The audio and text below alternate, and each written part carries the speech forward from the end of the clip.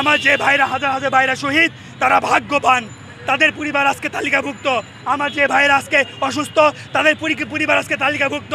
তাহলে যে ভাইরা আজকে প্রবাসে এই সমস্ত ক্ষতির সম্মুখীন, তারা কি দেশকে ভালোবাসে নাই? তারা দেশকে ভালোবাসছে বিধায় আজকে তারা ক্ষতিগ্রস্ত। তাদের ব্যাপারবর্তী সরকার এবং পররাষ্ট্র মন্ত্রণালয় থেকে কী ইনিশিয়েটিভ নেওয়া হয়েছে এটা জানার জন্য যখন প্রবাসী কল্যাণ মন্ত্রণালয়ে যাওয়া হয় এই 19 আগস্ট, তখন এই প্রবাসী কল্যাণ মন্ত্রণালয়ের প্রধান সচিব তিনি এই ব্যাপারে কোনো রকম কোনো মুখ জবানি দেয় নাই। কেন দেয় নাই? অবশ্যই তাহলে পররাষ্ট্র মন্ত্রণালয় থেকে আমাদের ব্যাপারে ইনিশিয়েটিভ নেওয়া হয় নাই। তাহলে এই অন্তর্বর্তী সরকার এবং পররাষ্ট্র মন্ত্রণালয় সহ এই পুরো জাতিকে স্মরণ করাই দিতে চাই এই প্রবাসী কারা, এই প্রবাসীদের ভূমিকা কি ছিল। আমার দেশ যখন ব্ল্যাক আউটে ছিল তখন আমরা জানি না আমার ভাইকে বোনকে গুলি করে মারা হইতেছে পাখির মতো। আমরা প্রবাস থেকে আমাদের অবস্থা তখন কি, আমাদের মনের অনুভূতি কি? আমরা এই স্বৈরাচারী দেশ থেকে হটবে কি হটবে না, দেশ স্বাধীন হবে কি হবে না, এরকম প্রশ্নবিদ্ধ অবস্থায় আমরা আমাদের অবস্থান জাহির করছি। এই বাংলার আকাশ বাতাস তার সাক্ষী। শুধু তাই না, আমরা রেমিটেন্স বন্ধ করে দিয়েছি এবং আমরা বাংলাদেশ বেতার এবং বাংলাদেশ টেলিভিশনের ভূমিকা পালন করেছি। এই পুরো দেশের হয়ে আমরা 1.5 কোটি প্রবাসী প্রতিনিধিত্ব করেছি সারা ওয়ার্ল্ডে। এটা মিথ্যা নয়। তবে আমি জাতিকে বলে দিই, আমার যে ভাইরা আজকে জেলে বন্দি, যে ভাইদের কোনো আজকে হুদিশ পাওয়া যাইতেছে না, আমি সহ আমাদেরকে যাদেরকে দেশে করা হয়েছে তাদের ভূমিকা অনন্য। আপনারা আজকে অনেক ইস্যু নিয়ে ব্যস্ত হয়ে গেছেন, আপনাদেরকে স্মরণ করাই দিই এই সমস্ত ইস্যু আপনাদের একা সম্মিলিত প্রচেষ্টায় স্বাধীন হয়েছে, আপনাদের একা প্রচেষ্টা ছিল না। আমরা প্রবাসীরা ভূমিকায় ছিলাম। আজকে যে ভাইরা স্বাধীনতা অর্জনে ভূমিকা পালন করছে তাদের ব্যাপারে রাষ্ট্রের সর্বোচ্চ পর্যায় থেকে সর্বোচ্চ গুরুত্ব দিয়ে এই বিষয়টা হ্যান্ডেল করতে হবে। এইটা লেন্দি হওয়ার কোনো বিষয় না। আজকে আমার দেশে বন্যা, আল্লাহ দুর্যোগ দিছে, আল্লাহর প্রতি তাওয়াক্কুল রেখে ধৈর্যের সহিত এটা মোকাবেলা করতে হবে। কিন্তু আমার প্রবাসী ভাইরা যারা আজকে বন্দী, পররাষ্ট্র মন্ত্রণালয় থেকে কূটনৈতিকভাবে সর্বোচ্চ চেষ্টার মাধ্যমে তাদেরকে ফিরাই আনা, তাদের পুনর্বাসন করা, অথবা তাদেরকে যদি ওইখানে রাখা সম্ভব হয় সেখানে পুনর্বহাল রাখা। এবং যারা ক্ষতিগ্রস্ত, আমি আপনাদেরকে বলি, আমার যে ভাইরা হাজার হাজার ভাইরা শহীদ তারা ভাগ্যবান, তাদের পরিবার আজকে তালিকাভুক্ত। আমার যে ভাইরা আজকে অসুস্থ তাদের পরিবার আজকে তালিকাভুক্ত। তাহলে যে ভাইরা আজকে প্রবাসে এই সমস্ত ক্ষতির সম্মুখীন, তারা কি দেশকে ভালোবাসে নাই? তারা দেশকে ভালোবাসছে বিধায় আজকে তারা ক্ষতিগ্রস্ত। তাদের ব্যাপারে ইনিশিয়েটিভ কোথায়?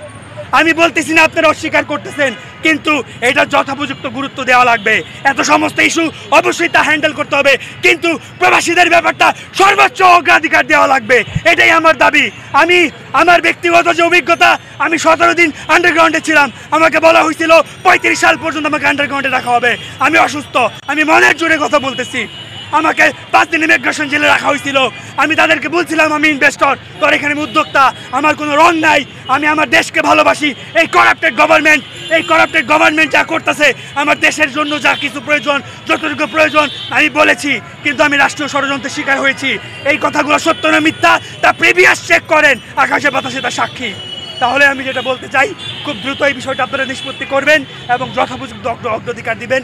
আমাদের যে 4 দফা দাবি, আমাদের যারা এটা করছে তাদের শাস্তির আওতায় আনা, আমার ভাইদেরকে ফিরায় আনা, আমার ভাইদেরকে মুক্তি করা যেটা আর কি, এবং পুনর্বাসন এবং ক্ষতিপূরণ, এই 4 দফা দাবি খুব দ্রুতই আপনাদের নিষ্পত্তি করা লাগবে। এটাই আমার দাবি।